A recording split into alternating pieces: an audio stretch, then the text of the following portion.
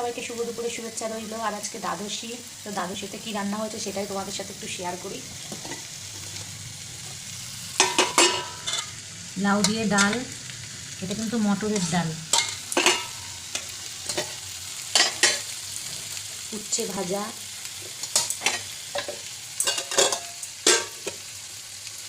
লাউয়ের তরকারি বড়ি দিতে ভুলে গেছি,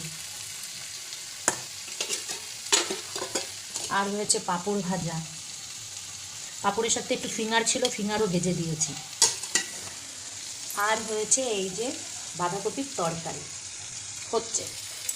আর তোমরা সবাই কমেন্টে জানাবে তো আমাদের ছোট্ট লোহার কড়াইটা কেমন লাগছে। আমরা মা ছেলে রান্না করলে না এটাতেই করি, মা ছেলের রান্না কতটা হয় বলো, ওই জন্য আমার এই ছোট্ট কড়াইটা ভীষণ ভালো লাগে রান্না করতে। যদি মাংস টাংস রান্না করি তাহলে একটু বড় কড়াই নেই, আর নয়তো অল্প তরকারি করলে এই কড়াইতেই করি। আমার কিন্তু ভীষণ পছন্দ কড়াইটা। তোমরা কমেন্টে জানাবে। সবাই ভালো থেকো, টাটা।